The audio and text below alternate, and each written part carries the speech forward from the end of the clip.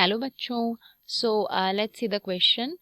And in the question, these questions consist of two statements each printed as assertion and reason. तो इन question में हमें assertion और reason दिया हुआ है.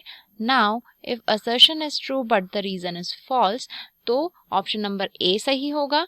अगर assertion is false but reason is true, ठीक है, तो अगर assertion false होगा, reason सही होगा, तो ऑप्शन नंबर बी सही होगा.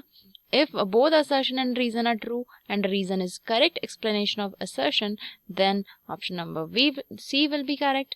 If both assertion and reason are true but reason is not the correct explanation of assertion, then option number D will be correct.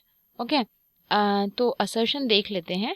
तो assertion में है COCl3 NH3 का whole thrice does not give white PPT with AgNO3 solution. ठीक है.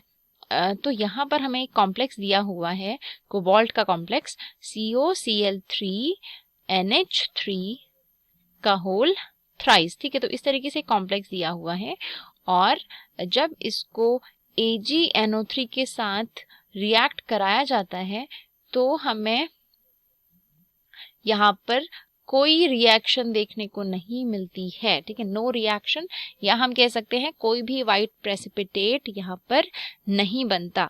तो white precipitate जो है ना वो बनता है AgCl का. तो सबसे पहले ये एक चीज लिख लेते हैं यहाँ पर कि वाइट प्रेसिपिटेट कौन बनाता है, AgCl का वाइट PPT बनता है.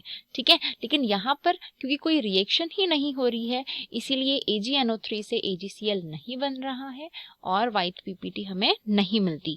ठीक है, तो ऐसा क्यों हो रहा है? तो हम अगर यहाँ पर देखेंगे तो ये जो पूरा कॉम्प्लेक्स है कोबाल्ट का कॉम्प्लेक्स, इसमें जो क्लोरीन है Cl3 है ये इस कोऑर्डिनेशन स्फेयर, ठीक है, तो ये जो स्क्वायर ब्रैकेट यहाँ पर दिख रहा है ये स्क्वायर ब्रैकेट को कोऑर्डिनेशन स्फेयर कहा जाता है. ठीक है, तो ये जो कोऑर्डिनेशन स्फेयर है इस कोऑर्डिनेशन स्फेयर के अंदर क्लोरीन प्रेजेंट है. ठीक है, तो क्लोरीन, कोई भी क्लोरीन इस कोऑर्डिनेशन स्फेयर के बाहर प्रेजेंट नहीं है और इस कोऑर्डिनेशन स्फेयर के अंदर जितने भी बॉन्ड्स होते हैं वो सारे बॉन्ड्स अनब्रेकेबल होते हैं. ठीक है, यानी आसानी से नहीं टूटते.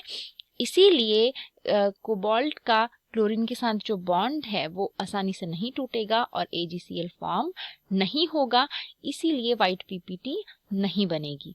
ठीक है, और यहाँ पर रीजन दिया था कि ये जो कॉम्प्लेक्स है वो ऑप्टिकली इनएक्टिव है. ठीक है, तो अगर हम इस कॉम्प्लेक्स का स्ट्रक्चर देखेंगे तो हमें इस तरीके का एक स्ट्रक्चर इसका मिलता है. ठीक है, तो ये जो कंपाउंड है ये ज्योमेट्रिकल आइसोमर दे सकता है, क्योंकि अगर हम देखेंगे तो ये फेशियल आइसोमर है और इसका ज्योमेट्रिकल आइसोमर भी बन सकता है. ठीक है, यानी कि इसका मेरिडियोनल आइसोमर जो होगा, ठीक है, वो भी बन सकता है, जो कि कुछ इस तरीके से हो सकता है NH3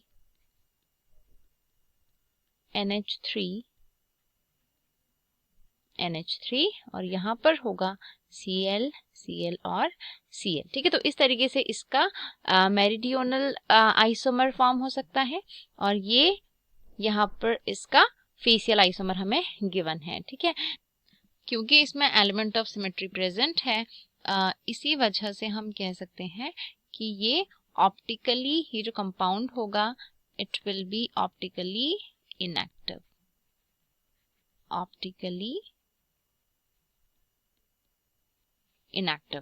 ठीक है, तो यहाँ पर जो असर्शन था कि ये वाइट PPT नहीं देता ये बिल्कुल सही है, और जो रीजन है कि ये कंपाउंड ऑप्टिकली इनएक्टिव है, तो ये स्टेटमेंट तो सही है जो रीजन का स्टेटमेंट है, लेकिन ऑप्टिकली इनएक्टिव होने की वजह से ये वाइट PPT नहीं देता ऐसा नहीं है. यानी रीजन जो है वो असर्शन का करेक्ट एक्सप्लेनेशन नहीं है. ठीक है, तो correct answer will be both assertion and reason are true but reason is not correct explanation of assertion. So answer will be option number D. So I hope you understood it well. Thank you.